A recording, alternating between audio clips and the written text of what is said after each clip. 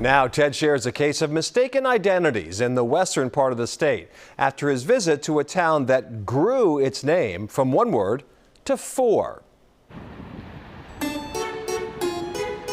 In the last century, only one Massachusetts town has gone to the trouble of actually changing its name, Manchester by the Sea.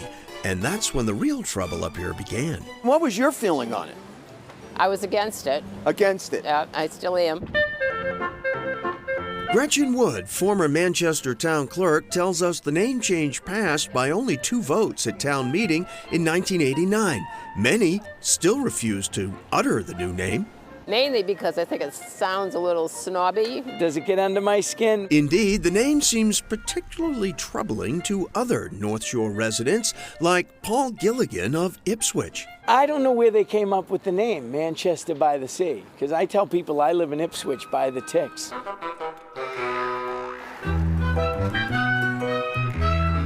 We decide it's time to check in at the local paper of record up here. Now here at the Cricket, it's not the Manchester by the Sea Cricket?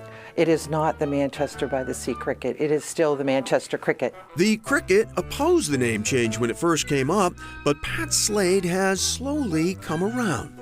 I think that most people now are getting used to it. But Slade says there is confusion over how to spell the darn thing. People leave out the hyphens, they capitalize different letters. It's chaos. It is chaos. Even town signs are mixed up. Come from Beverly and there are hyphens.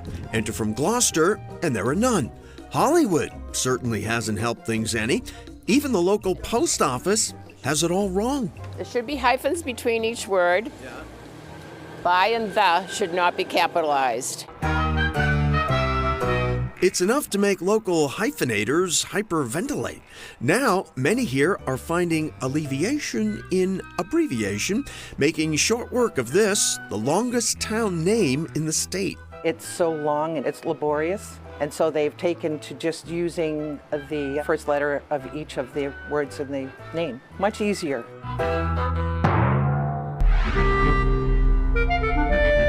Travel with us now to the Happy Valley and the twin towns of Hadley and Hatfield, where the operative question has always been, which is which?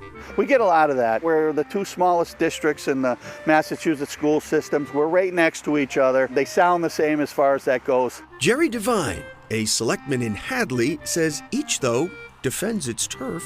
You do hear, well, you know, I'm not from Hatfield, I'm from Hadley. I'm not from Hadley, I'm from Hatfield. I've heard a lot of people say that Hatfield is Hadley without Route 9.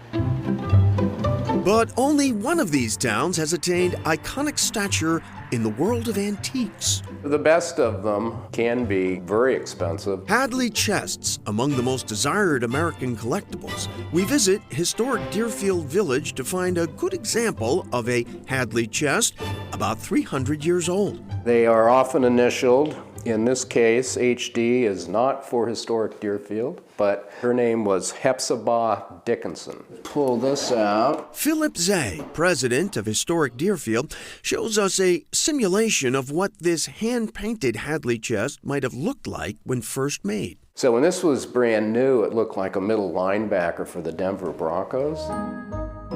In addition to the bright colors, Hadley chests feature decoration that borders on the psychedelic. You know what? People 300 years ago rocked too. Just one thing about this Hadley chest. Hepzibah Dickinson was from Hatfield.